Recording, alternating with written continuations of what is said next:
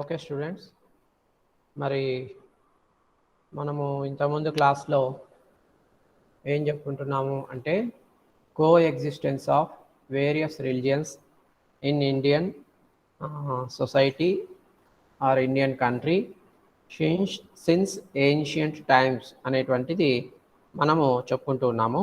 Okay, so ప్రాచీన కాలం నుంచి మన భారతదేశంలో ఏ విధంగా విభిన్న మతాలు సహ అస్తిత్వంలో ఉన్నాయి, కలిసిమెలిసి సోదర భావంతో పరమత సహనంతో ఉన్నాయి అనేటువంటిది మనము చెప్పుకుంటూ ఉన్నాం.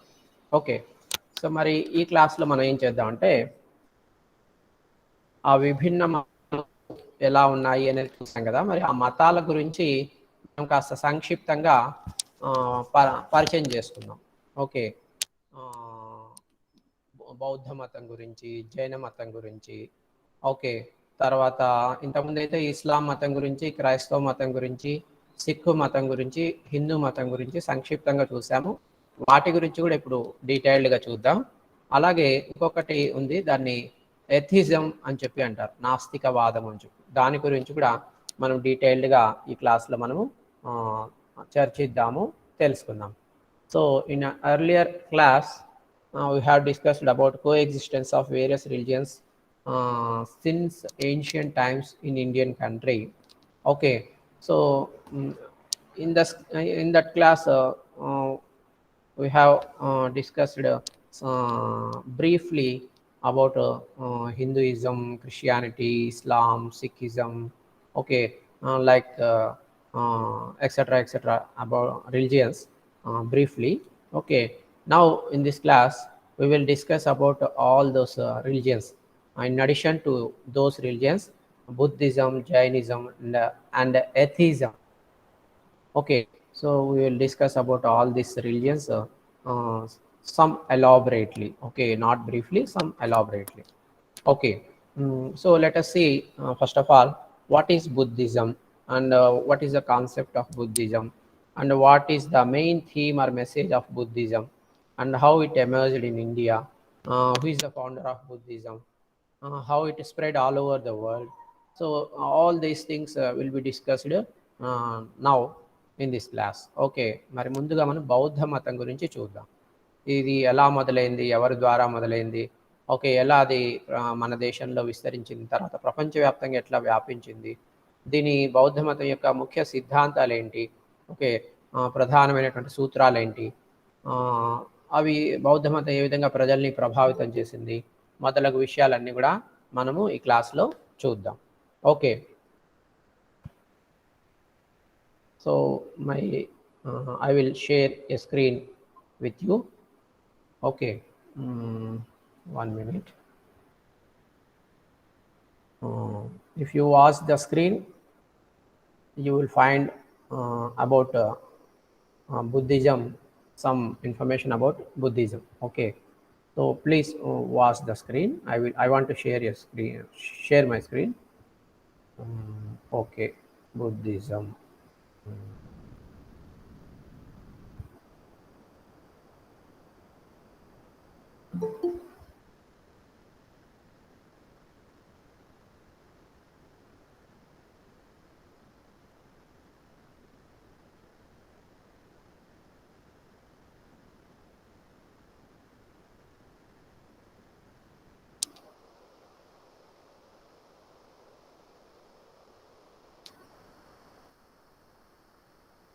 Okay, you see the screen, మీరు స్క్రీన్ చూడండి. స్క్రీన్ మీద బుద్ధిజం గురించి మీకు కనిపిస్తుంది మ్యాటరు. సో ఏంటి బుద్ధిజం, ఒకసారి మీరు అలా చదువుతూ ఉండండి, నేను అడ్మిట్ చేస్తున్నా కొద్దిమంది స్టూడెంట్స్ని. Okay, 7 members. సో బుద్ధిజం అంటే ఏంటి, వాట్ ఈజ్ బుద్ధిజం అని చెప్పి మీకు సంక్షిప్తంగా స్క్రీన్ మీద కనిపిస్తూ ఉంది. సో నేను దాన్ని ఎక్స్ప్లెయిన్ చేస్తాను.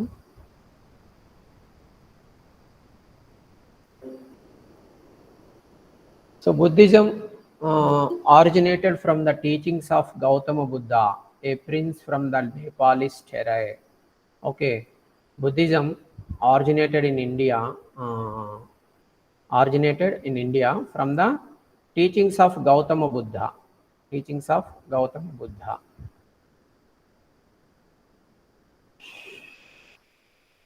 సో గౌతమ బుద్ధుడి యొక్క బోధనల ద్వారా బౌద్ధ మతము అనేటువంటిది మన దేశంలో మొదలైందనమాట.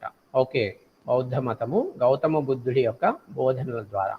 సో ఎవరైనా ఏ ప్రాంతం వాడు అని మనం ఒకసారి పరిశీలించి చూస్తే, ఓకే, నేపాల్ అనేటువంటి రాష్ట్రం ఏదైతే ఉందో, నేపాల్ అనేటువంటిది, ఆ రాష్ట్రంలో తేరై అనేటువంటి ఒక ప్రాంతం ఉంది. నేపాల్ అనే రాష్ట్రంలోని తేరై అనేటువంటి ప్రాంతం. సో ఆ ప్రాంతంలో పుట్టినటువంటి ఒక రాజు గౌతమ బుద్ధుడు. ఓకే, సో ఆయన తన జీవిత కాలంలో చేసినటువంటి బోధనలు ఏవైతే ఉన్నాయో వాటి నుంచి బుద్ధిజం అనేటువంటిది పుట్టింది. So Buddhism is originated from the teachings of Gautama Buddha. And who is Gautama Buddha? Gautama Buddha is a prince or a king from Nepalese Terai. Okay, so నేపాల్లోని తెరై అనేటువంటి ప్రాంతంలో ఉండేటువంటి ఒక రాజు గౌతమ బుద్ధుడు. ఆయన బోధనల నుంచి బుద్ధిజం పుట్టింది. Who relinquished palace life for a life of meditation and spiritual upliftment. Okay, so Gautam Buddha, if we see the life of Gautam Buddha, okay, you will notice one great thing, one peculiar incident. What is that? That is he left his palace, his kingdom for self-realization and for spiritual upliftment and also for meditation. So this is one of the greatest incident happened in the life of Gautama Buddha. So Gautama బుద్ధుడి యొక్క జీవితాన్ని మీరు పరిశీలించి చూస్తే, ఆయన తన జీవితంలో ఆత్మ సాక్షాత్కారం కోసము, తర్వాత ఆధ్యాత్మికంగా ఉన్నతిని ఉద్ధరణ చెందడం కోసము, ఉన్నతి చెందడం కోసము, అలాగే ధ్యానం చేసుకోవడం కోసము ఆయన ఏం చేశాడు అంటే, తనకున్నటువంటి అంతఃపురాన్ని, తన రాజ్యాన్ని, రాజభోగాల్ని అన్నిటినీ త్యజించి వదిలిపెట్టేసి వెళ్ళిపోయాడు. Okay, Gautama Buddha emphasised Dhamma, which means right conduct, and organized monks and nuns into monasteries called sanghams. Okay, sanghas. What Gautam Buddha did in his life, if you see, Gautam Buddha emphasized on dhamma, Bauddha Dhamma, Bodhi Dhamma. What is Dhamma? Dhamma means right conduct. Dhamma means right conduct, on which Buddha emphasized, and he organized monks and nuns he organized in the monasteries, which will called as sanghas, Buddha sanghas. Okay, ఈయన మరి ఏం చేశాడు గౌతమ బుద్ధుడు అంటే, ఈయన ప్రధానంగా బోధి ధమ్మ లేదా బౌద్ధ ధర్మ అనేటువంటి దాని గురించి ప్రత్యేకంగా స్ట్రెస్ చేసి చెప్పాడు, నొక్కి చెప్పాడు. బోధి ధమ్మ అనేటువంటిది చాలా ముఖ్యము, దాన్ని అందరూ అనుసరించాలి అని. సో ఏంటి ధమ్మ అంటే అర్థం ఏమిటి అని అంటే, రైట్ కాండక్ట్ అంటే సరి అయిన ప్రవర్తన, మన ప్రవర్తన సరిగా ఉండడమే ధమ్మ లేదా బోధి ధమ్మ. అర్థమైందా? సో మన ప్రవర్తన సరిగా, మన వ్యక్తిత్వము, మన ఆలోచన, మన ఆచరణ, మన ప్రవర్తన, ఓకే, ఇది సరిగ్గా ఉండాలి, కరెక్ట్గా ఉండాలి. ఇది చాలా ముఖ్యమైనది మనిషి జీవితంలోని. దీని మీద స్ట్రెస్ చేసి చెప్పాడు, నొక్కి చెప్పాడు గౌతమ బుద్ధుడు. తర్వాత ఈయన ఏం చేశాడంటే, ఈ సన్యాసులు ఉంటారు కదా, సో సన్యాసులు, సన్యాసినులు, సో మగవాళ్ళైతే సన్యాసి అంటారు, ఆడవాళ్ళని సన్యాసినులు అంటారు.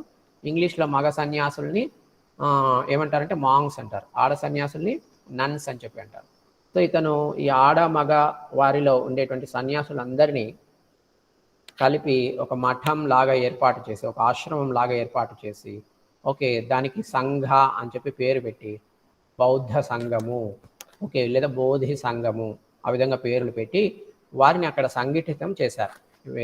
ఎక్కడెక్కడో ఉన్నటువంటి ఆడమగ సన్యాసులందరినీ ఒక చోటికి తీసుకొచ్చి ఒక ఆశ్రమం లాగా ఏర్పాటు చేసి దాన్ని సంఘం అని చెప్పి పేరు పెట్టి బౌద్ధ సంఘం అని చెప్పి ఓకే, వారికి మంచి మంచి విషయాలన్నీ బోధించి వారి ద్వారా మొత్తం సమాజానికి, లోకానికి, ప్రపంచానికి ఆ మంచి విషయాల్ని, మంచి బోధనల్ని విస్తరించేటువంటి ప్రయత్నం గౌతమ బుద్ధుడు చేశాడనమాట. Okay, the philosophy of Buddhism is to take the middle path, avoiding the extremes of getting addicted to worldly pleasures and subjecting oneself to unnecessary rigors. So the main philosophy of Buddhism is taking the middle path. Taking the middle path. So ప్రధానంగా బౌద్ధ మతం లేదా Buddhism, బౌద్ధ Hinduism లాగా అట్లా Buddhism యొక్క ప్రధానమైన philosophy ఏమిటి అంటే, ప్రధానమైన సందేశం ఏమిటంటే మధ్య మార్గము, మిడిల్ పాత్ అంటే మధ్య మార్గము. మనమందరం కూడా మధ్య మార్గాన్ని అవలంబించాలి. ఏమిటి మధ్య మార్గం అంటే avoiding the extremes of getting addicted to worldly pleasures. Avoiding the extremes of getting addicted to worldly pleasures. So whatever pleasures are there around us in the world, we should not be get addicted to those worldly pleasures, especially the extremes of getting addicted to worldly pleasures. Okay, so this is one thing, and another one is subjecting oneself to unnecessary rigors. So avoiding the subjecting oneself to unnecessary rigors. Okay, rigors means in Telugu what it called as భ్రాంతి. Okay, so ఏమిటి ఈ మధ్య మార్గము అనంటే, మన చుట్టూ ప్రపంచంలో ఎన్నో ఆనందాలు ఉన్నాయి, వాటికి మనము తీవ్రంగా అడిక్ట్ కాకూడదు, వాటికి మనం తీవ్రంగా బానిసలు కాకూడదు. ఓకే, ఈ లోకంలో ఉండేటువంటి ఆకర్షణలు, ఆనందాలు, రంగుల ప్రపంచంలో ఎన్నో ఆకర్షణలు, ఎన్నో ఆనందాలు ఉన్నాయి. అవన్నీ మనల్ని తమ వైపుకి లాగుతూ ఉంటాయి. మనం వాటికి ఒకసారి ఈల్డ్ అయ్యామంటే మెల్లగా వాటికి బానిసలు అయిపోతాము. ఆ బానిసలైపోయి ఇంకా అవి లేకుంటే చచ్చిపోతాము, అవి లేకుంటే బ్రతకలేమనే పరిస్థితిలోకి వెళ్ళిపోతాము. కానీ దీన్ని అవాయిడ్ చేయాలి, అలా కాకూడదు. మనం తీవ్రంగా దేనికి బానిసలు కాకూడదు, అత్యంత ఇష్టం దేని మీద ఏర్పరచుకోకూడదు. ముఖ్యంగా ప్రపంచంలో రంగుల ప్రపంచంలో ఉండేటువంటి ఆకర్షణలు, ఆనందాలు ఏవైతే ఉన్నాయో వాటికి మనం పూర్తిగా బానిసలు అయిపోయేది, అడిక్ట్ అయిపోయేది ఆ విధంగా చేయకూడదు, దాన్ని అవాయిడ్ చేయాలి. నెంబర్ 1. నెంబర్ 2 ఏంటంటే subjecting oneself to unnecessary rigours. Okay, so అనవసరమైనటువంటి భ్రమలు లేకుంటే కష్టాలు ఏవైతే ఈ ప్రపంచంలో ఉన్నాయో వాటికి మనము లోబడిపోకూడదు. ఓకే, వాటికి లొంగిపోకూడదు. సో ప్రపంచంలో చాలా భ్రమలు ఉన్నాయి మన చుట్టూ ఉన్నటువంటి ప్రపంచంలో. ఆ భ్రమల్లో కొన్ని అనవసరమైనటువంటి భ్రమలు ఉన్నాయి. ఓకే, అనవసరమైనటువంటి భ్రమలు, తర్వాత అనవసరమైనటువంటి కష్టాలు, కొన్ని కష్టాలు మనము అవాయిడ్ చేయొచ్చు అనమాట. నిజంగా కష్టమా అని మనం ఆలోచన చేస్తే నిజంగా కష్టాలు కావు, చాలా కష్టాలు నిజమైనటువంటి కష్టాలు కావు, చాలా నిజాలు కావు, భ్రాంతులు అనమాట. భ్రాంతి, నిజానికి ఆపోజిట్ ఏంటంటే భ్రాంతి. సో అన్ని నిజాలు కాదు. ఓకే, సో మన చుట్టూ ఉన్నటువంటి వాటిలో కొన్ని భ్రమలు ఉన్నాయి. అలాగే కష్టాలు కూడా అన్ని కష్టాలు కావు, కొన్ని మాత్రమే కష్టాలు ఉన్నాయన్నమాట. సో మరి కొన్నిటిని మనంతకు మనమే కష్టంగా భావిస్తూ ఫీల్ అవుతూ ఉంటాం. సో అనవసరంగా అన్నిటినీ కష్టంగా, కఠినంగా భావించడం, తర్వాత భ్రాంతి లేదా భ్రమలకు లోన్ కావటము ఏదైతే ఉందో దాన్ని మనం అవాయిడ్ చేయాలి, దాని నుంచి మనం బయటపడాలన్నమాట. సో ఇది మధ్య మార్గము అంటే. దీన్ని బుద్ధిజం ప్రధానంగా దీని గురించి చెబుతుంది అనమాట. Okay, Buddhism rejects the idea of God and stresses on moral progress independent of any god or god-like figure. Okay, so Buddhism, the idea of God is rejected by the Buddhism. Okay, and stress is in Buddhism, stress is more on moral progress, irrespective of God or god-like figures. Okay, avoiding the God or independent of any god or god-like figure. Main stress is on moral progress, and rejecting the idea of God is main theme of Buddhism. So బౌద్ధ మతంలో ప్రధానంగా ఏముంటుంది అంటే దేవుడు అనేటువంటి ఒక భావన ఏదైతే ఉందో దాన్ని బౌద్ధ మతము తిరస్కరి, దేవుడు అనేటువంటి వాడు లేడు, దేవుడు అనేటువంటి భావన కాన్సెప్ట్ అనేది రాంగ్ అనమాట. ఓకే, వీరు ప్రధానంగా దృష్టి పెడతారు అంటే నైతికంగా మనిషి అభివృద్ధి చెందాలి. అభివృద్ధి చెందడం ఎలా అంటే దేవుడితో సంబంధం లేకుండా భావన నుంచి స్వేచ్ఛగా పక్కకు వచ్చి ఆ దేవుడు అనేటువంటి భావన స్వేచ్ఛగా సపరేట్గా ఇండిపెండెంట్గా ఓకే నైతికంగా అభివృద్ధి చెందడము. దేవుడు లేకుంటే దేవుడి విగ్రహాలు, దేవుడి రూపాలు, అటువంటి వాటి ఆలోచన నుంచి మనం బయటపడాలి. సో వాటిని తిరస్కరించాలి, అవన్నీ అబద్ధము, అవన్నీ లేవు. సో మనం ఏం చేయాలంటే మనం నైతికంగా అభివృద్ధి చెందాలి. ఓకే, స్వేచ్ఛగా నైతికంగా అభివృద్ధి చెందాలి. సో దీని మీద బౌద్ధ మతం ఎక్కువగా స్ట్రెస్ చేస్తుంది అనమాట, దీనికి ఎక్కువ ఫోకస్ పెడుతుంది అనమాట. So Buddhism questions the idea of a permanent or immortal soul but accepts the idea of transmigration of souls. So another important thing in Buddhism is the Buddhism questions the idea of a soul, idea of a permanent soul. Soul is permanent, soul is immortal. In Hinduism, we believe that soul is immortal, soul is permanent. But Buddhism questions that permanentness of soul or immortalness of soul. Okay, the idea of a permanent soul is questioned by the Buddhism. Okay, but accepts the idea of transmigration of soul. But the Buddhism accepts the transmigration of souls. Okay, so this is one peculiar thing in Buddhism. So బౌద్ధ మతంలో మనకు ఇంకా మరొకటి విశిష్టంగా కనిపించేది ఏమిటంటే ఆత్మ అనేటువంటిది శాశ్వతము, ఆత్మకు మరణం లేదు. ఓకే, ఆత్మ అనేది అమరమైనది. ఇటువంటి భావాలు, భావనలు, నమ్మకాలు హిందూ మతంలో ఉంటాయి. కానీ బౌద్ధ మతము ఆత్మ శాశ్వతమైనది, ఆత్మకు మరణం లేదు అనేటువంటి ఆ భావన, ఆ ఐడియా, ఆ కాన్సెప్ట్ ఏదైతే ఉందో దాన్ని బుద్ధిజం ప్రశ్నిస్తుంది అనమాట. అసలు ఆత్మలే లేవు, మరి లేని ఆత్మలు మళ్ళీ శాశ్వతంగా ఉంటాయి, వాటికి మరణం లేదు అని అనుకోవడం చాలా తప్పు అని చెప్పి బౌద్ధ మతం ప్రశ్నిస్తుంది. తర్వాత అయితే బౌద్ధ మతం ఒకదాన్ని అంగీకరిస్తుంది. దేన్ని అంటే ఈ ఆత్మలో పరకాయ ప్రవేశం చేయటం, ఓకే అనేటువంటి దాన్ని బౌద్ధ మతం, ఆ భావాన్ని మాత్రం, ఆ భావనని మాత్రం బౌద్ధ మతం అంగీకరిస్తుంది అనమాట. ట్రాన్స్ఫర్మేషన్ ఆఫ్ సోల్స్, ఆత్మలు ఒకదాని నుంచి మరొక దాంట్లోకి పరకాయ ప్రవేశం చేస్తాయి అనేటువంటి ఆలోచనని ఈ బుద్ధిజం అంగీకరిస్తుంది అనమాట.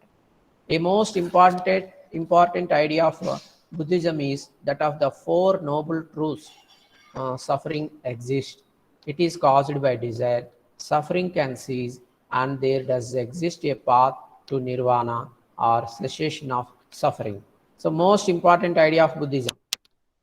So what are the main important things in Buddhism, or what are the main important ideas of Buddhism? If we see, okay, there are 4 noble truths in Buddhism. Number 1 is suffering exists. Number 2 is that suffering is caused by the desire. And number 3 is that suffering can be stopped. Okay, and number 4 is okay, there will be a path to nirvana. There is a path to nirvana. Nirvana means avoiding the suffering, or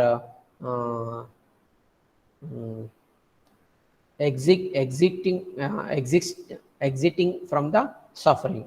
Okay, retiring from the suffering. This is called as nirvana. So these are the 4 noble truths in Buddhism. So బౌద్ధ మతంలో ప్రధానంగా 4 సిద్ధాంతాలు, గొప్ప సత్యాలు అనేటువంటివి ఆదర్శవంతమైనటువంటి 4 సిద్ధాంతాలు లేదా గొప్ప సత్యాలు బౌద్ధ మతంలో 4 ఉన్నాయన్నమాట. ముఖ్యమైనటువంటి 4 భావాలు, 4 సిద్ధాంతాలు బౌద్ధ మతంలో ఉన్నాయి. వాటిని గొప్ప సత్యాలుగా, నోబుల్ ట్రూత్స్గా పరిగణిస్తారన్నమాట. ఏమిటి ఆ 4 ముఖ్యమైన సిద్ధాంతాలు బౌద్ధ మతంలో అంటే, ఒకటి దుఃఖము అనేటువంటిది ఉంది, బాధ, దుఃఖము, కష్టము అనేటువంటిది ఉంది, ప్రపంచంలో దుఃఖం అనేది ఉంది. నెంబర్ 2 వచ్చి ఏంటంటే ఆ దుఃఖానికి కారణము కోరికలు, దుఃఖానికి కారణం కోరికలు. నెంబర్ 3 వచ్చి ఓకే, ఆ దుఃఖం అనేటువంటి దాన్ని మనము ఆపవచ్చు, దుఃఖానికి ముగింపు పలకవచ్చు, దుఃఖాన్ని ఆపవచ్చు. ఓకే, ఇంకా నెంబర్ 4 ఏంటంటే నిర్వాణ అనేటువంటి దానికి మార్గము ఉంది. సో నిర్వాణ అంటే అర్థం ఏమిటంటే దుఃఖం నుంచి విరమించుకోవడం, అంటే దుఃఖాల నుంచి బయటపడటం. దుఃఖాలు కష్టాలు ఏవైతే ఉంటాయో వాటి నుంచి మనం బయటపడటం, దానికి ఒక మార్గం ఉంది, దాన్ని నిర్వాణ అని చెప్పి అంటారు. సో ఈ 4 బౌద్ధ మతంలో ప్రధానంగా ఉండేటువంటి సిద్ధాంతాలు అన్నమాట. Okay, this noble 8-fold path consists of right resolve, right speech, right conduct, right livelihood, right effort, right mindfulness, and right concentration. So there is another path. There is another path like middle path. There is another path in Buddhism which is called as eightfold path, noble eightfold path. So what it consists, noble eightfold path. If you see what is there in noble eightfold path, so the noble eightfold path consists of right resolve, resolving, okay, solving or resolving, right speech, right conduct means behavior, right livelihood, right effort, right mindfulness, and right concentration. So బుద్ధిజంలో మరొకటి ముఖ్యమైనటువంటిది ఒకటి ఉంది, దాన్ని ఏమంటారు అంటే Nobel 8-fold path అని. అంటే 8 రెట్లు ఉండేటువంటి మార్గం, ఆదర్శవంతమైనటువంటి 8 రెట్ల మార్గము, లేదా 8 రెట్ల మార్గం, గొప్ప మార్గము, 8 రెట్ల గొప్ప మార్గము అని ఒకటి ఉందన్నమాట. ఏమిటి ఈ 8 రెట్ల మార్గము అంటే బుద్ధిజంలో ఉన్నటువంటిది ఏమిటి అంటే ఆ 8 ఏంటి, ఆ 8 మార్గాలు ఏంటి, ఆదర్శంగా గొప్పగా ఉండేటువంటి 8 మార్గాలు బుద్ధిజంలో ఏమిటి అని అంటే, ఒకటి right resolve.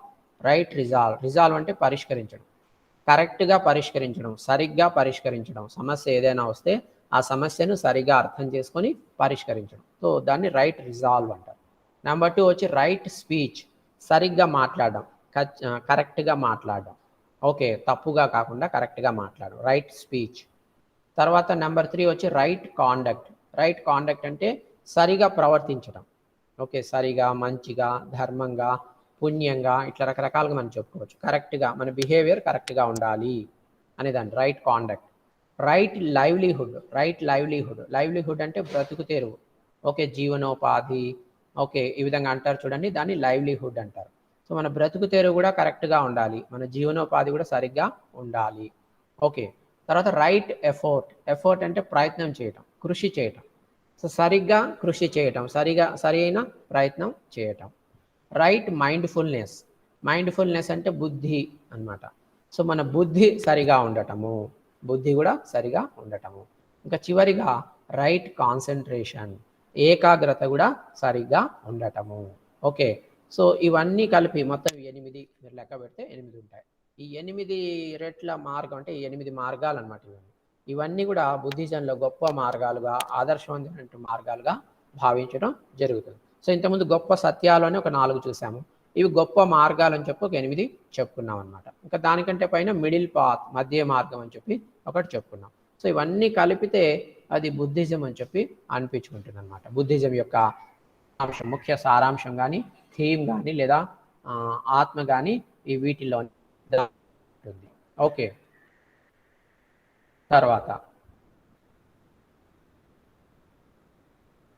These are the main principles of Buddhism. Middle path, 8-fold path, okay, and 4 noble truths, 8 noble paths. Okay, all these are called as Buddhism. Okay, all these are main themes of Buddhism. Next, if you see, Buddhism is divided into 2 parts. Okay, Buddhism is splitted into 2 sects which were called as Hinayana. One is Mahayana and another one is Hinayana. Okay, 1 minute.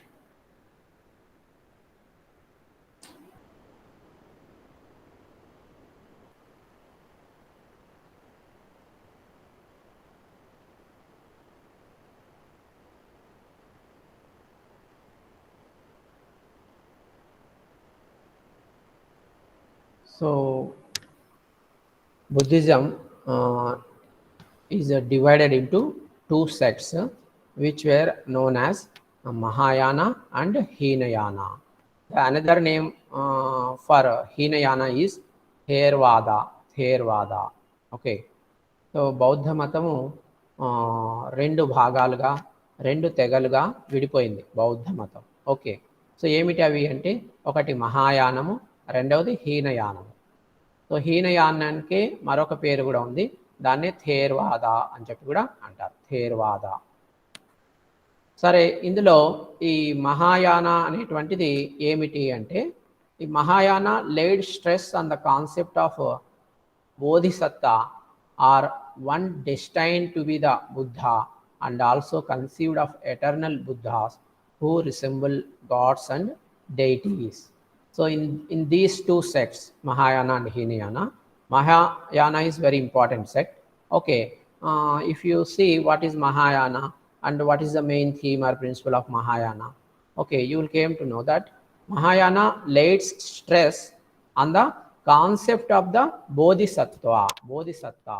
So bodhisattva concept, whichever is there, on that Mahayana lays stress. Okay. The another one is one destined to be the Buddha. One destined to be the Buddha. So Buddha is the destination. Okay. Buddha is one of the destination. So this is second principle. And also conceived of eternal Buddhas who resemble gods or deities.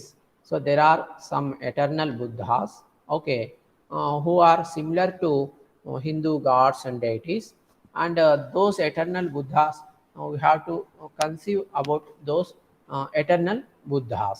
So these are the three main principles of Mahayana.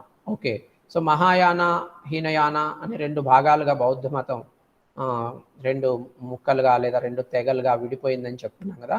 అందులో రెండిట్లో మహాయాన అనేటువంటిది చాలా ముఖ్యమైనటువంటి శాఖ. మరి ఏంటి మహాయాన శాఖ, ఇందులో ఏముంది, ఇది ప్రధానంగా దేని గురించి చెబుతుంది అంటే, మహాయాన శాఖలో వీరు బోధిసత్తా అనేటువంటి ఒక భావన, ఒక కాన్సెప్ట్ ఏదైతే ఉందో దాన్ని ఎక్కువగా స్ట్రెస్ చేస్తారు, దాని మీద ఎక్కువ ఫోకస్ పెడతారు. ఓకే, దాని గురించి ప్రధానంగా నొక్కి చెబుతూ ఉంటారు, బోధిసత్తా అనేటువంటి కాన్సెప్ట్. రెండవది బుద్ధుడు ఒక గమ్యము, బుద్ధుడు ఒక గమ్యము. సో మనకి అనేక గమ్యాలు ఉంటే వాటిలో ఒక గమ్యం వచ్చి గౌతమ బుద్ధుడు ఒక గమ్యము అని కూడా చెబుతుంది మహాయాన శాఖ. తర్వాత ఎటర్నల్ బుద్ధాస్ అంటే బౌద్ధాన్ని అనుసరించేటువంటి వాళ్ళందరూ బుద్ధులు అని అనుకుంటే, వారు శాశ్వతంగా ఉండేటువంటి బౌద్ధ మతం గురించి లేదా బుద్ధుడి బోధనల గురించి వారు ఆలోచించాలి. ఓకే, అయితే ఇక్కడ ఏ బుద్ధుడి గురించి ఆలోచించాలంటే ప్రధానంగా దేవుడిలాగా దేవతల్లాగా, హిందూ మతంలో ఉండేటువంటి దేవుడిలాగా దేవతల్లాగా పోలికలు ఉండేటువంటి శాశ్వతమైనటువంటి బుద్ధుడి గురించి మనము ఆలోచించాలి అని చెబుతుంది ఈ మహాయాన అనేటువంటి శాఖ అన్నమాట. Okay, so this is the Buddhism. So ఇది బౌద్ధ మతం గురించి కాస్త ఎలాబరేట్గా మనం ఇప్పుడు చెప్పుకున్నాం. Next we will go for Jainism. What is Jainism and when it is originated and from where it is originated, all these things to be discussed now. Okay, if you want to ask anything about Buddhism, okay, you can ask. Otherwise we will go for Jainism. So Jainism అంటే ఏంటి, ఇది ఎప్పుడు ఎలా మన దేశంలో పుట్టింది, ఎలా అది పుట్టి పెరిగింది, లేదా ఎలా ఎక్కువ అయింది, ఆ విషయాలన్నీ కూడా మనం ఇప్పుడు చూద్దాం. ఎలా విస్తరించింది, ఏ విధంగా ప్రజలు దాన్ని ఆదరించారు, దీని ముఖ్య సిద్ధాంతాలు ఏంటి, ఎవరి ద్వారా ఇది మొదలైంది, ఇట్లా విషయాలన్నీ కూడా మనం ఇప్పుడు చూద్దాం. So when it is originated, from whom it is originated, what are the main principles of Jainism and how it is spread all over the India or world. Okay, so let us see. So what is Jainism? Jainism is an ancient Indian born philosophy dating back to Vedic times. Okay, if you go to Vedic times, you can see the Jainism. Okay, Jainism is a ancient philosophy, ancient Indian-born philosophy. Uh, how much ancient? This is equal to Vedic times. Okay, if you go back to the Vedic times, then you will see the Jainism. Okay, ఈ జైన మతం అనేటువంటి వేదాల కాలం, మీరు వేద కాలానికి వెళితే ఆ కాలం నాటిది జైనిజం అనేటువంటిది, జైన మతం అనేటువంటిది. సో అంత ప్రాచీనమైనటువంటిది. ఈ భారతదేశంలోనే పుట్టినటువంటి ఒక తత్వము లేదా తత్వశాస్త్రం ఏది, జైన మతం లేదా జైనిజం అనేటువంటిది. 24 preachers known as Jinas or Tirthankaras propounded it across the river of life. So the Jainism is propounded by 24 preachers who are called as Jinas or Tirthankaras. Okay, and it is propounded across the river of life, across the river of life. So జైన మతం అనేటువంటిది ఒక 24 మంది బోధకుల చేత ప్రతిపాదించబడినటువంటిది. Okay, ఎక్కడ అంటే across the river of life, జీవితం అనేటువంటి నది, జీవితం అనేటువంటి నదికి అడ్డంగా, ఓకే, జీవితం అనేటువంటి నది గుండా, ఓకే, దీన్ని 24 మంది బోధకులు తమ జీవితంలో ప్రతిపాదించారనమాట. సో ఆ బోధకుల్ని జైన మతంలో ఏమంటారంటే జినాస్ అని అంటారు, లేదా తీర్థంకరాస్ అని చెప్పి అంటారు. జినాస్ అని కానీ, తీర్థంకరులు లేదా జినా అని కానీ అంటారు. సో వాస్తవానికి జినా అంటే అర్థం ఏంటంటే కాంకరర్స్, కాంకరర్స్. జినా అంటే కాంకరర్స్, కాంకరర్స్ అంటే విజేతలు, విజేతలు అంటే గెలిచిన వారు, వారిని జినాస్ అని చెప్పి అంటారు. ఓకే, వీరే బోధకులు అన్నమాట. సో 24 మంది బోధకులు జైన మతంలో ప్రధానంగా ఉంటారు. వారు తమ జీవితం అనేటువంటి నదీ ప్రవాహంలో వెళ్తూ వెళ్తూ ఎన్నో బోధనలు చేశారు. ఓకే, అవే చివరికి అంటే ఎన్నో బోధనలు అనేటువంటి చేయడం కానీ, ఎన్నో ప్రతిపాదనలు కానీ చేశారు. అవన్నీ కలిపితే జైన మతంగా మనకు కనిపిస్తుంది అనమాట. సో మరి ఆ బోధకుల్ని జినాస్ అని అంటారు, లేదా తీర్థంకరాస్ అని కూడా అంటారు. సో తీర్థంకరాస్ అంటే తీర్థంకరులు అంటే అర్థం ఏంటంటే ఫోర్డ్ మేకర్స్, ఫోర్డ్ మేకర్స్ అని చెప్పి ఇంగ్లీష్లో అంటారన్నమాట. ఓకే, వీళ్ళు ప్రతిపాదించారు జైన మతాన్ని. తర్వాత it's first founder or Tirthankara was one Rishabhadeva mentioned in the Yajurveda. So there are 24 founders or preachers in Jainism. Among 24 preachers, the first preacher is Rishabhadeva, Rishabhadeva, so whose name is mentioned in Vedas, especially in Yajurveda. You can see the name of one of the preacher or Tirthankara, that is Rishabhadeva, Rishabhadeva, who is the first founder of Jainism. So జైన మతాన్ని మొట్టమొదట స్థాపించినటువంటి వ్యక్తి, బోధకుడు లేదా తీర్థంకరుడు ఎవరు అంటే రిషభదేవ అనేటువంటి అతను. ఈ విషయం మనకు ప్రాచీన కాలంలో, వేద కాలంలో వేదాలు ఉన్నాయి కదా, 4 వేదాలు, అందులో యజుర్వేదము అనేటువంటి వేదంలో, ఆ వేద గ్రంథంలో, ఓకే, యజుర్వేదం అనేటువంటి గ్రంథంలో మనకు ఈ రిషభదేవ అనేటువంటి జైన తీర్థంకరుడి పేరు ప్రస్తావించారు అనేది మనకు తెలుస్తుంది, ప్రస్తావించినట్టుగా కనిపిస్తుంది అన్నమాట. Okay, the 24th and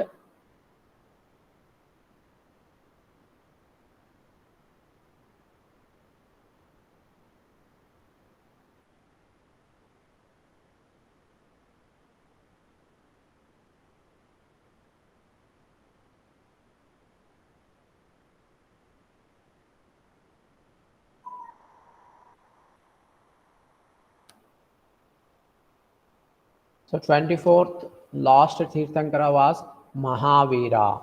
Out of 24 preachers or Tirthankaras or Jinas, first Tirthankara name is Rishabhadeva and last Tirthankara's name is Mahavira, Mahavira. So 24 మంది జైన తీర్థంకరులు ఉంటే వారిలో మొదటి తీర్థంకరుడి పేరు రిషభదేవ. చివరి తీర్థంకరుడు అంటే 24వ తీర్థంకరుడి పేరు ఏమిటి అంటే మహావీర, మహావీర.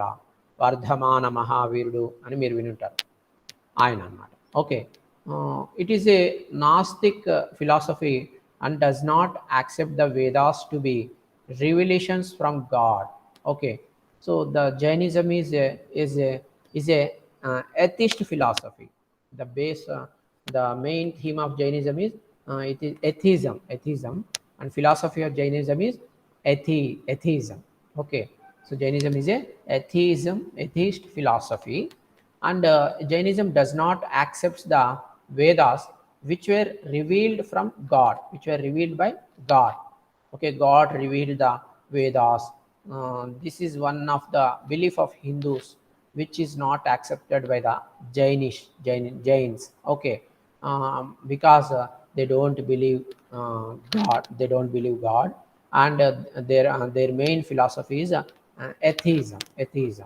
సో జైన మతము ప్రధానంగా నాస్తికత్వము అనేటువంటి ఒక తత్వము లేదా సిద్ధాంతం ఏదైతే ఉంటుందో దాని ఆధారంగా జైన మతం అనేటువంటిది అభివృద్ధి చెందింది. సో ఇది వేదాలని అస్సలు అంగీకరించరు. వేదాలు ఏవైతే ఉన్నాయో చతుర్వేదాలు, 4 వేదాలు, ఆ వేదాలన్నీ కూడా దేవుడి నోటి నుంచి వెలువడినటువంటి మాటలు అని, దేవుడు సాక్షాత్ వేదంలో ఉండేటువంటి విషయాన్ని కూడా దేవుడు పలికాడు, దేవుడు చెప్పాడు, దేవుడి ద్వారా వెల్లడించబడ్డ ఈ ఓకే అన్నట్టుగా హిందూ విశ్వసిస్తాల గురించి దేవుడి చేత రాయబడ్డాయి, దేవుడి చేత చెప్పబడ్డాయని. కానీ జైన మతం దీన్ని అంగీకరించదన్నమాట. అసలు దేవుడే లేడు అనేటువంటి ఒక నాస్తికవాదాన్ని తన ఒక మెయిన్ థీమ్గా పెట్టుకున్నటువంటి జైన మతము, జైన ఫిలాసఫీ దీన్ని అంగీకరించదన్నమాట. Okay, in fact it does not believe in a god, though it does believe in rebirth. So the slight difference regarding God and rebirth is Jainism, the people of Jainism does not believe in God, but they believe in rebirth. Okay, so as per the Jainism, there is no God, but there is rebirth to every human being. So Jaina matam prakaramu ఈ జైన మతస్థులు దేవుడు ఉన్నాడు అనేటువంటి విషయాన్ని వీళ్ళు అస్సలు విశ్వసించరు. దేవుడు ఉన్నాడు అనేటువంటి దాన్ని అస్సలు నమ్మరు. అయితే వీళ్ళు దేని నమ్ముతారు అంటే పునర్జన్మలు ఉన్నాయి అనేటువంటి దాన్ని మాత్రం నమ్ముతారనమాట. ఓకే, సో దేవుడు లేడు, కానీ మనిషి మళ్ళీ పుడతాడు, చనిపోయిన మనిషి మళ్ళీ పుడతాడు, మనిషికి మళ్ళీ పునర్జన్మ ఉంది అని విశ్వసిస్తారు. Okay, the ethical doctrines of Jainism are based on the path of liberation, comprising right belief, right knowledge, and right conduct. Okay, the ethical doctrines of Jainism, the main principles of Jainism. Okay, the main principles of Jainism. What are the main of Jainism? If you see, there are 4 things: 1, 2, 3, and 4. So what are the main? What are those? Number 1 is path of liberation. Okay, Jainism is mainly based on the path of liberation. So path of liberation is one of the doctrine of Jainism. And right belief, this is another doctrine of Jainism, right belief. And number 3 is right knowledge. And number 4 is right conduct. So these 4 doctrines are ethical doctrines on which the Jainism is based. Okay, జైన మతానికి పునాది లాగా ఒక 4 ముఖ్యమైనటువంటి సిద్ధాంతాలు ఉన్నాయి. ఈ సిద్ధాంతాలన్నీ కూడా నైతిక సిద్ధాంతాలు, నైతికత మీద ఆధారపడినటువంటి ప్రధానమైన ఒక 4 సిద్ధాంతాలుగా జైన మతం ఆవిర్భవించడం, విస్తరించడం అనేది జరిగింది. ఏమిటి ఆ 4 నైతిక సిద్ధాంతాలు? ఓకే, ఏమిటి అవి అంటే నెంబర్ 1 వచ్చి పాత్ ఆఫ్ లిబరేషన్, ముక్తి మార్గము అనేటువంటిది నెంబర్ 1. నెంబర్ 2 వచ్చి సరి అయిన నమ్మకము, రైట్ బిలీఫ్, సరి అయిన నమ్మకము. నెంబర్ 3 వచ్చి రైట్ నాలెడ్జ్, సరి అయిన జ్ఞానము. నెంబర్ 4 రైట్ కాండక్ట్, సరి అయిన ప్రవర్తన, సరి అయిన నడవడిక. సో ఇవి 4 ప్రధానమైనటువంటి సిద్ధాంతాలు జైన మతంలో. జైన మతానికి పునాది లాంటి సిద్ధాంతాలు. సరైన నమ్మకము, సరైన జ్ఞానము, సరైన ప్రవర్తన, తర్వాత విముక్తి మార్గం. Okay. The prescriptions or rules of Jainism are about the way to achieve this. Okay, rules of Jainism are about the way to achieve this liberation. So how we will achieve the liberation, on which way we have to go for achieving the liberation. Okay, what are the rules for achieving the liberation or going on the way to achieve the liberation? This is the main theme of Jain. Okay, జైనంలో ఉండేటువంటి ప్రధానమైనటువంటి నియమాలు okay ఏమిటి అని మనం ఒకసారి చూస్తే, ఒకటి ఏంటంటే వే టు అచీవ్ లిబరేషన్. విముక్తి అనేటువంటి దాన్ని ఏ విధంగా సాధించాలి, విముక్తి అనేటువంటి దాన్ని ఎలా పొందాలి, ఏ మార్గంలో పయనించడం ద్వారా మనం విముక్తిని పొందగలము, సాధించగలము అనేటువంటి దానికి సంబంధించినటువంటి నియమాలు, నిర్ధారణలు ఓకే అవి జైనిజంలో మన ప్రధానంగా conscriptions or rules of Jainism. So జైన మతంలో ఉండేటువంటి నియమాలు కానీ నిర్ధారణలు కానీ ప్రధానంగా దేని గురించి అంటే విముక్తి మార్గంలో ఎలా వెళ్ళాలి, విముక్తి సాధించడానికి ఏ మార్గంలో వెళ్ళాలి, సాధించవచ్చు అనేటువంటిది. Okay, they apply both to ascetics and householders. Okay, these liberation path, okay, path of liberation, okay, how to achieve this liberation, all these rules and prescriptions are applied to both householder and ascetics. Ascetics means monks and nuns. Okay, so ఈ జైన మతానికి సంబంధించినటువంటి ప్రధానమైనటువంటి నియమాలు, నిర్ధారణలు ఏవైతే ఉన్నాయో అవి ఇద్దరికి వర్తిస్తాయి అని అంటున్నారు అన్నమాట. ఎవరు ఆ ఇద్దరు అనంటే, ఎవరు ఆ ఇద్దరు? Monks and nuns. వారిని అసెటిక్స్ అని చెప్పి అంటారు ఇంగ్లీష్లో. అసెటిక్స్. ఓకే, సో ఇంకొకరు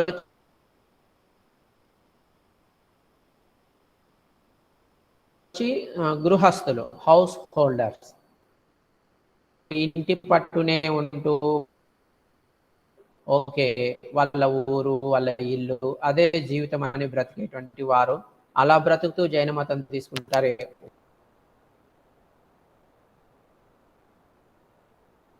వారికి కూడా ఈ పైన చెప్పుకున్నటువంటి రూల్స్, నియమాలు వర్తిస్తాయి. అట్ ద సేమ్ టైం భార్య, పిల్లలు, భర్త అన్ని వదిలిపెట్టేసి ఎవరు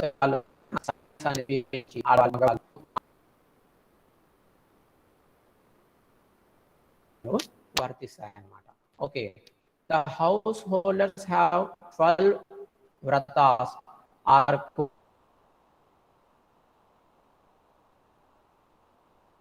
codes of conduct, 5 anuvratas and 7 shilavratas.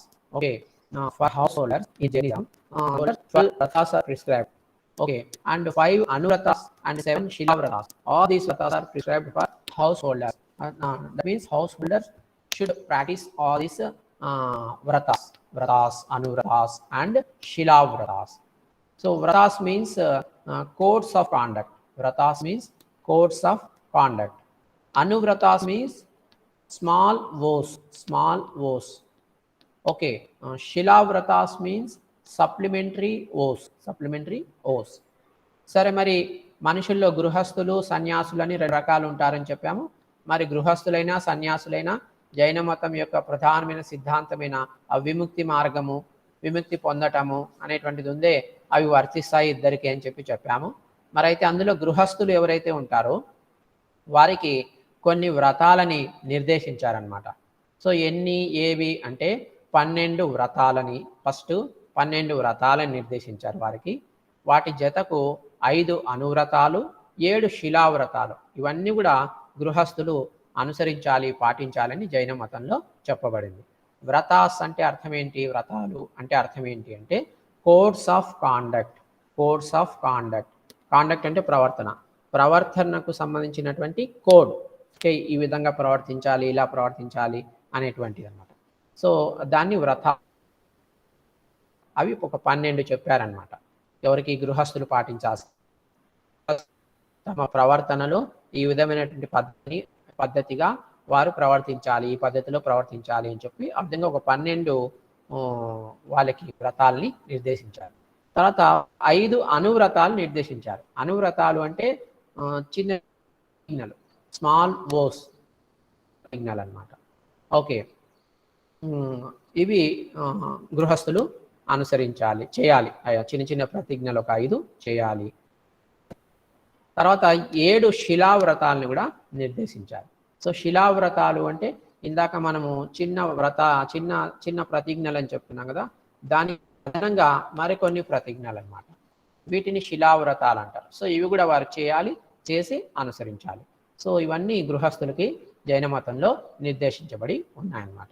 Okay, if the anuvratas are strictly performed they became mahavratas. Okay, if anybody perform anuvratas, 5 anuvratas strictly, and they will become mahavratas. Those anuvratas became mahavratas. Mahavratas means great oaths. Okay, ఎవరైనా సరే అనువ్రతాలు అని ఒక 5 అనువ్రతాలు ఉన్నాయి కదా, వాటిని గట్టిగా ఖచ్చితంగా పాటించారు అంటే వారికి తర్వాత ఆ అనువ్రతాలన్నీ కూడా మహావ్రతాలుగా మారిపోతాయి. సో మహావ్రతాలు అంటే అర్థం ఏమిటంటే గ్రేట్ ఓస్, అంటే గొప్ప శపథాలు, గొప్ప ప్రతిజ్ఞలుగా మారిపోతాయి. అంతకుముందు చిన్న చిన్న ప్రతిజ్ఞలు చేశారు, అవి పెద్ద ప్రతిజ్ఞలుగా, గొప్ప ప్రతిజ్ఞలుగా, గొప్ప శపథాలుగా మారిపోతాయి. ఎవరైతే ఆ చిన్న చిన్న ప్రతిజ్ఞల్ని ఖచ్చితంగా చేసి పాటిస్తారో ఓకే, వారికి ఆ చిన్న ప్రతిజ్ఞలు కాస్త పెద్ద ప్రతిజ్ఞలుగా మారిపోతాయి అన్నమాట. Okay, the Jains have 2 major sects, Digambara and Shvetambara. Digambara means sky clad or naked. Shvetambara means white clad. Okay, so like Buddhism, Jainism also divided into 2 sects, 2 major sects. Okay, in Jains the 2 major sects are, number 1 Digambaras. Digambaras means sky clad or naked. That means those who does not wear anything on their body, those who will be naked were called as Digambaras. The another sect is Shvetambara. Shvetambara means white clad, who wears white clothes, were called as Shvetambaras. So బౌద్ధ మతం ఎలాగైతే హీనయాన మహాయాన అని 2 తెగలుగా శాఖలుగా విడిపోయిందో, అలా జైన మతము లేదా జైనులు కూడా 2 తెగలుగా విడిపోయారన్నమాట. So అందులో ఒక తెగని దిగంబరులు అని, మరొక తెగని శ్వేతాంబరులు అని అంటారు. దిగంబరులు అంటే ఎవరు అంటే ఎవరైతే ఎటువంటి వస్త్రాలని ధరించరో వారిని దిగంబరులు అని అంటారు. ఇంగ్లీష్లో స్కై క్లాడ్ అంటారు. క్లాడ్ అంటే ధరించిన.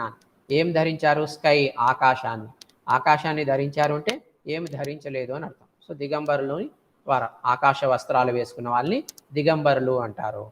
రెండవ తెగకు చెందిన వాళ్ళు శ్వేతాంబరులు అంటే తెల్లటి వస్త్రాలు వేసుకున్నటువంటి వారు, తెల్లటి దుస్తులు వేసుకునే వాళ్ళని శ్వేతాంబరులు అని అంటారు. అలా జైనులు 2 రకాలు అన్నమాట. Digambara Jains are more austere and go about nude, are free from all material trappings and social inhibitions.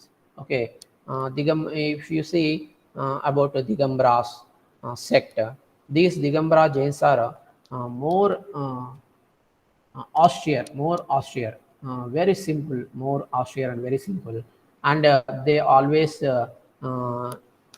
live with a nude body. Okay, and they are free from all trappings which were in the around world, in our world, material trappings, and they are also free from social inhibitions. So దిగంబరులు గురించి మనం ఒకవేళ తెలుసుకోవాలనుకుంటే మనకు కొన్ని విషయాలు తెలుస్తాయి. ఏమిటంటే వీళ్ళు చాలా కఠినంగా ఉంటారు, వీరి నియమాల్ని పాటించడంలో చాలా కఠినంగా ఉంటారు. తర్వాత చాలా నిరాడంబరంగా కూడా ఉంటారు, చాలా నిరాడంబరంగా. ఓకే, ఎటువంటి ఆడంబరాలకి పోకుండా నిరాడంబరంగా ఉంటారు, చాలా కఠినంగా నీతి వాళ్ళ నియమాలన్నింటినీ అనుసరిస్తారు. ఇంకా ఎప్పుడు నగ్నంగా ఉంటారు. తర్వాత ఈ భౌతిక ప్రపంచంలో ఉండేటువంటి ఆకర్షణలు, ఈ వస్తుపరమైనటువంటి రకరకాల వస్తువులు, రంగురంగుల ప్రపంచంలో ఉండే రంగురంగుల వస్తువులు, ఆకర్షణలు, ఆనందాలు ఏవైతే ఉన్నాయో ఆ ఉచ్చులో వీళ్ళు పడరు, వాటిలో చిక్కుకోరనమాట. తర్వాత ఈ సామాజికమైనటువంటి నిరోధాలు ఏవైతే ఉంటాయో సమాజంలో, ఇలా ఉండాలి, అలా ఉండాలి, అలా చేయకూడదు, ఇలా చేయకూడదు అని మామూలు మనుషులకు ఏవైతే ఉంటాయో వాటికి కూడా వీరు వాటి నుంచి కూడా స్వేచ్ఛగా ఉంటారు, వాటిని పాటించరు. మామూలు సమాజం పెట్టేటువంటి నిరోధాలని వీళ్ళు అసలు అనుసరించరు. ఓకే, ఈ మామూలు లోకంలో ప్రపంచంలో ఉండే ఆకర్షణలో వాళ్ళు చిక్కుకోరు, వీళ్ళు స్వేచ్ఛగా ఉంటారు, నగ్నంగా ఉంటారు, కఠినంగా, చాలా నిరాడంబరంగా ఉంటారు. They allow for voluntary death in order to attain Kavalanjana or final liberation. Okay. So they allow for voluntary death. Okay, this Jain, if you see about the Digambaras were allowed for voluntary death, though they are healthy, though their lifespan is not completed.